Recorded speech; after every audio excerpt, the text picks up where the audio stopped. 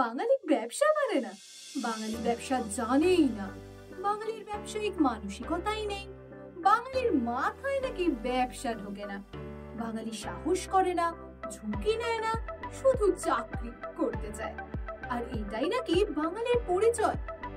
এই কথাগুলো আপনি নিশ্চয়ই বহু জায়গায় বহুবার শুনেছেন, আমিও ছোটবেলা থেকে শুনে আসছি।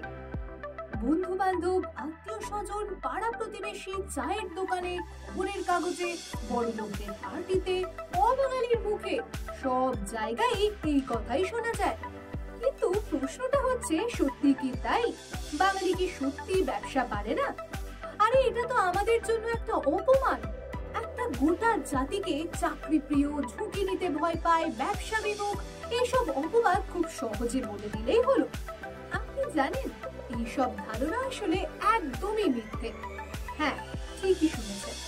চলুন আজ আমরা আলোচনা করব সেই বিষয়ে। নমস্কার, আমি স্বাতী।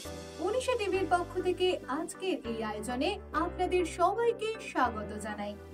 প্রিয় দর্শক, আমাদের বাংলা ও বাঙালির ভাষা, সংস্কৃতি, জাতীয়তাবোধকে নিয়ে নিত্য নতুন গবেষণা চলতেই থাকে। আর তারই ধারাবাহিকতায় আজকে 19-এর পর্দায় তুলে ধরবো এই গুরুত্বপূর্ণ আলোচনা, বাঙালি নাকি ব্যবসা পারে না। আর সেই সাথে শুনবেন কয়েকজন সফল বাঙালি ব্যবসায়ী উদ্যোক্তার কথা, যাদের গল্প শুনলে গর্বে আপনার চোখে জল আসবে। তাই আপনাদের সবাইকে সম্পূর্ণ ভিডিওটা কোথাও না টেনে একদম শেষ পর্যন্ত দেখার অনুরোধ করব। চলুন আজকের আলোচনায় যাওয়া যাক।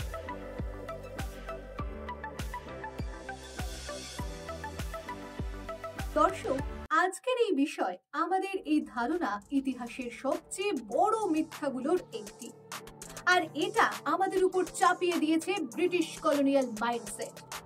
ইস্ট ইন্ডিয়া কোম্পানি ভারতীয়দের, বিশেষ করে বাঙালিদের, শুধু চাকরি করার জন্য যোগ্য এই ধারণাটা গেঁথে দিয়েছিল শিক্ষার মধ্যে দিয়ে। ম্যাকলের শিক্ষানীতির মূল উদ্দেশ্যই ছিল এমন একটা শ্রেণী তৈরি করতে হবে যারা ব্রিটিশদের বাধ্য থাকবে এবং কখনো নিজের উদ্যোগে কিছু করতে চাইবে না। আর এটা ঠিক, আমরাও ছিলাম সেই মানসিক দাসত্বের ফসল। কিন্তু ইতিহাস বলে অন্য কথা। বাঙালির বাণিজ্য ঐতিহ্য হারিয়ে যাওয়া অতীতের গৌরবের কথা বলে। প্রাচীন ও মধ্যযুগে বঙ্গদেশ ছিল এক আন্তর্জাতিক বাণিজ্যের গৌরব কেন্দ্র। বাংলার বাণিজ্য তখন ছিল স্বর্ণযুগে। মঙ্গল কাব্যে বর্ণনা আছে শঙ্খদ্বীপ, জাভা, সুমাত্রা পর্যন্ত বঙ্গীয় বণিকদের যাত্রা।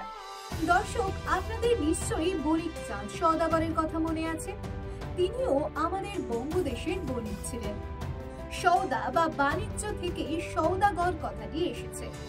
বাংলার বণিকরা জাহাজে করে পণ্য নিয়ে বঙ্গোপসাগর ও আরব সাগর ধরে বাণিজ্য করতে যেতেন শ্রীলঙ্কা, আরব সহ মধ্যপ্রাচ্য, মিশর, মালয়েশিয়া, ইন্দোনেশিয়া, চীন, ইউরোপের দিকে।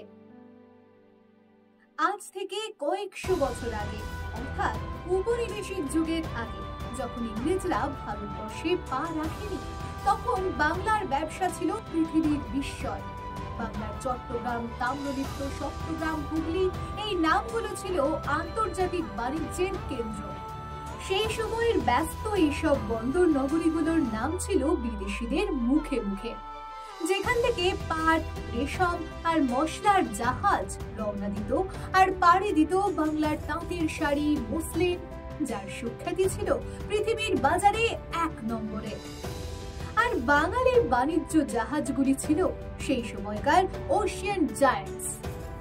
কিন্তু তারপর এলো ঔপনিবেশিক ইস্ট ইন্ডিয়া কোম্পানি, আর পরিকল্পিতভাবে ধ্বংস করা হলো বাংলার এই বাণিজ্য শক্তি।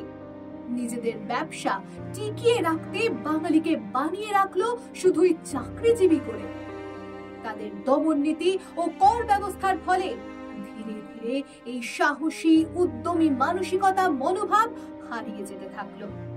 ফলে ধীরে ধীরে গড়ে ওঠে এক মনস্তত্ত্ব, বাঙালি ব্যবসা জানে না। তাই আজ যখন কেউ এই কথা বলেন, তখন তিনি আমাদের অতীতের স্বর্ণযুগের ইতিহাসটা জানেন না। একটা সময় ছিল যখন বাঙালি ছিল এই উপমহাদেশের শ্রেষ্ঠ বণিক সম্প্রদায়।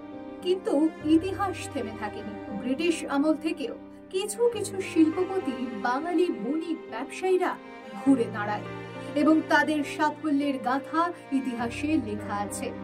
এবং বর্তমানে নতুন প্রজন্মের হাত ধরে আবারও বাণিজ্যের খুঁটি ধরতে এগিয়ে এসেছে বাঙালি। এই ভিডিওটি যদি আপনাকে অনুপ্রাণিত করে একটি লাইক দিন আর সবাইকে শেয়ার করে দিন, আর আমাদের চ্যানেলটিকে সাবস্ক্রাইব করে বেল আইকনে ক্লিক করে রাখুন, কারণ আমরা এখানে বলি বাঙালির হারানো গর্বের গল্প, যা আপনাদের অনুপ্রেরণা হতে পারে।